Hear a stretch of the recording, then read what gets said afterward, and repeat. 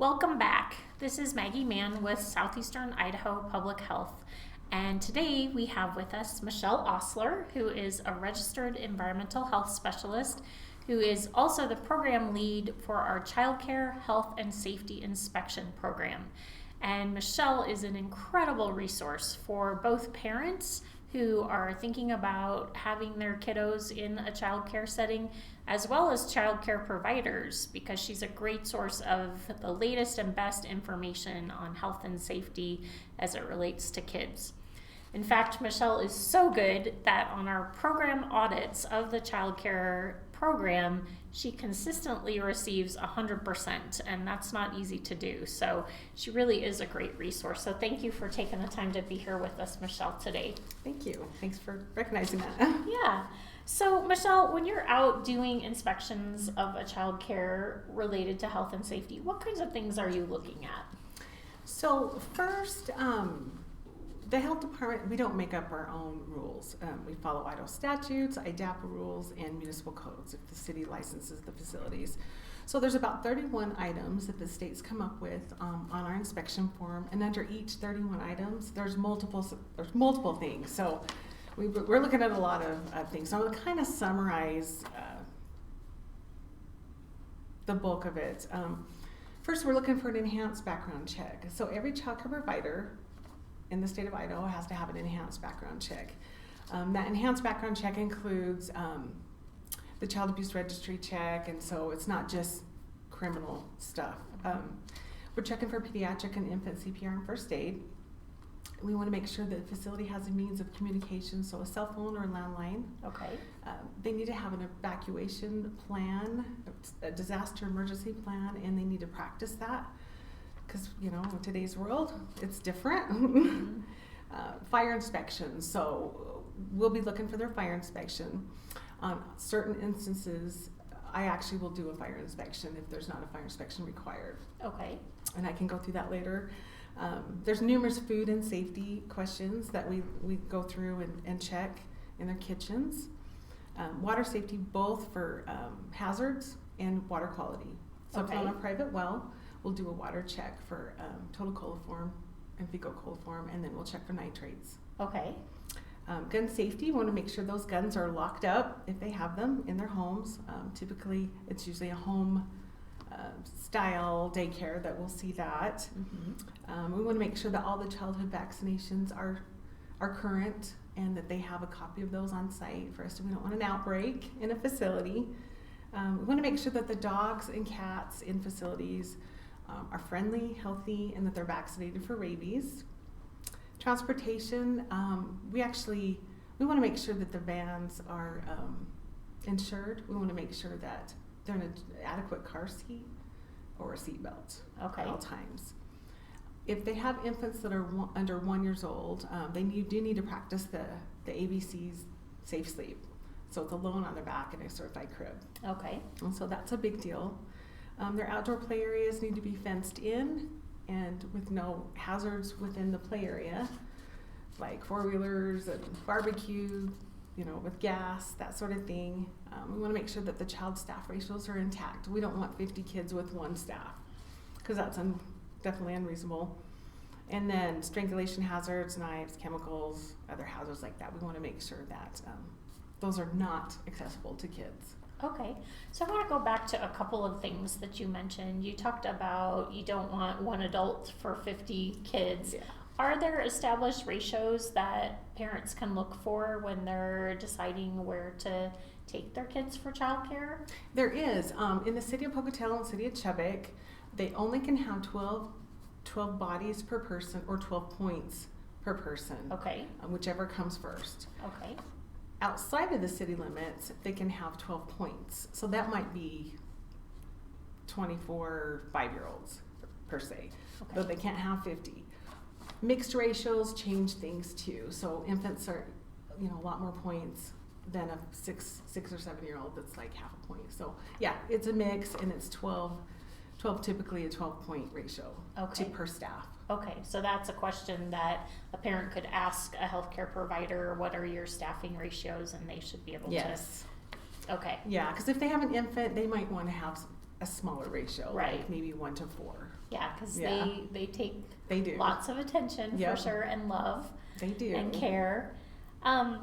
And you mentioned you look at like food safety kinds of things. What kinds of things are you looking at with that? So we want to make sure that their fridge has a thermometer in there, that they're maintaining a 41 degree or below temperature, that their food's not in a hazardous zone, that they're sanitizing with food contact surface sanitizer, that they're not changing diapers in the kitchen on the table. Just basically anything that could contribute to a foodborne illness or something like yes. that. And we try to follow Idaho Food Code. We're not as strict as the Idaho Food Code, like for a restaurant, because childcare facilities we need childcare. So Sure. it's a little bit more lenient, but we do check a lot of different Okay. items there. So if you are in a childcare and they don't have up-to-date immunization records, what's the next step with that? So we actually, the state of Idaho requires that every childcare facility have a copy of their immunization record on site. If the parent doesn't believe in them, they can do an exemption. We don't encourage them, but that's allowed. Okay. From the time a child starts daycare, they have 14 days to get those shot records to that daycare provider, and that's in statute. Okay. And then if I go do an inspection and they're out of immunizations, I will give them 30 days to get those. So that's plenty of time. Okay, so they can have either the immunization record or an on-record exemption for every child in the center. Yes. Okay, all right. That's good to know. And what do you think? I mean, you are in a lot of these facilities on a daily basis, so you have a lot of expertise and pretty deep understanding. So what do you think it's important for parents to look for when they're considering where to take their kids? So I honestly, if you're looking for that license, now that license should be conspicuously posted somewhere in the facility. That license is going to indicate that that provider has had an enhanced background check, that they are CPR and first aid certified, that they've had a health and safety inspection by the health district, and check, stop. Okay, okay, that's okay.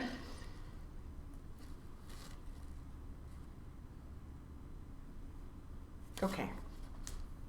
Where did I leave off? How should I restart? You were talking about if somebody came to their house and wanted to verify. Maybe I should repeat that whole thing, you think? Sorry. Yeah, I would almost just Okay, that so do you want me to just ask the question? Or should I just go into it?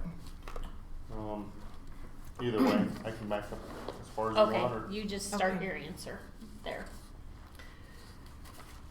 So it's hard to say exactly what's most important, because I think a lot of the items that we went through are important.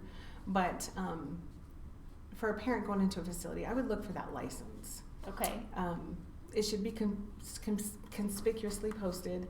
Can I do that over again? Yeah, of course. I'm going to leave out posted.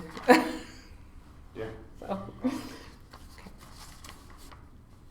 So it's hard to say what's most important, because there's a lot of items that are important.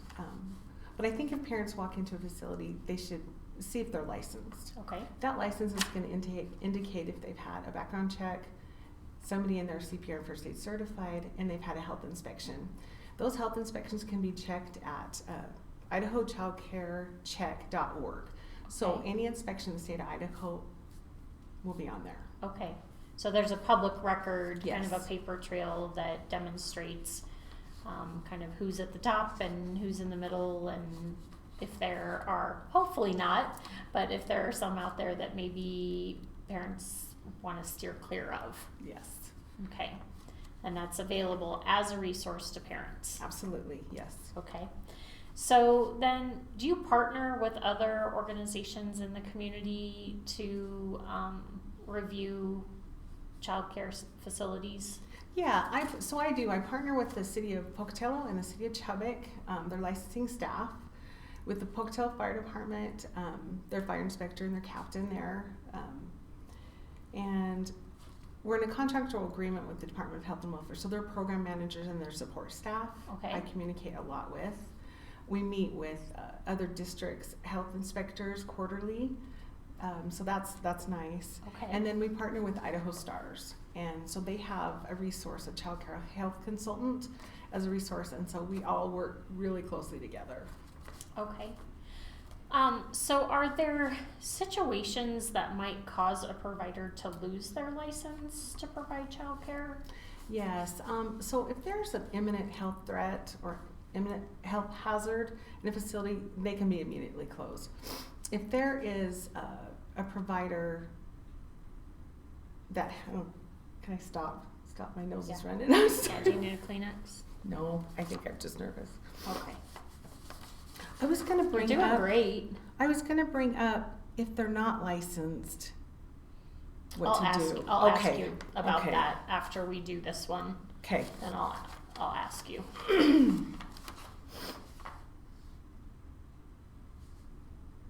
Okay. So, a facility that poses or that has an imminent health threat, they can be closed immediately. Something like a gas leak, Oh, sure. water being shut off, power outage if it's an extended amount of time, or say providers charged with a sex crime or a drug crime or a disqualifying offense. Okay. That can close them immediately. There's other ways as well, like the cities and the fire departments can close a facility if they continually have repeat violations. So, 2 or more years, they've got the same violations. It's, can be dangerous for children. They can pull their license for that. Also, the state can pull licenses for repeated violations. They can pull licenses for if they don't correct those violations. So say they're marked out and then they just never correct them, they can be closed for that. And then if there's excessive amounts of violations every year, not necessarily the same, but just over an abundance of violations every year, Okay. that's concerning, and they can Sure. be closed for that as well. Sure. And all of those things are in place to protect children. Absolutely. It's all Obviously, about because that's the children. number one point is keeping Yeah. those kiddos safe. Yep.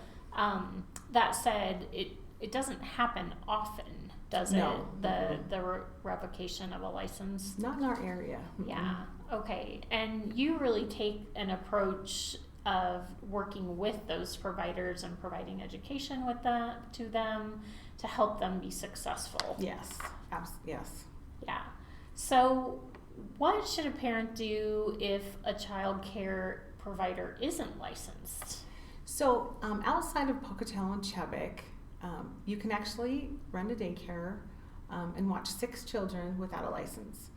So if that's the case, one thing you can do is you can go to our website, safidaho.org, and you can go to the child care portion, and there's a list of questions that we ask as an inspector. Well, the parent can ask those questions too, or kind of go through the list and decide which ones are most important. Okay. Another thing is, if do they have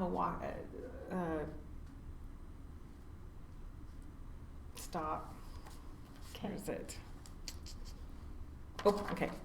Another thing is, do they have an open door policy?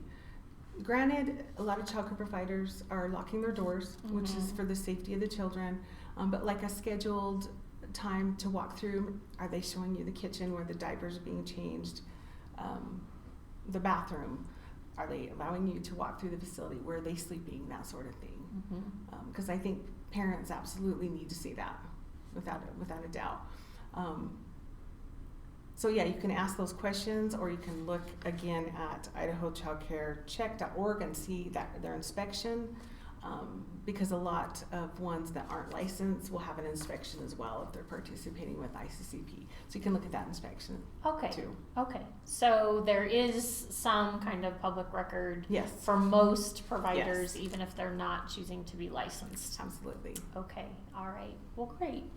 Well, Michelle, thank you so much for sharing that information about the Child Care Health and Safety Inspection Program. You do great work helping keep kids safe and putting parents' minds at ease that their kids are in spaces that are going to be good for them. So we appreciate all you do. And for all of you out there, thanks so much for tuning in. We'll be back again next week. And until then, be well.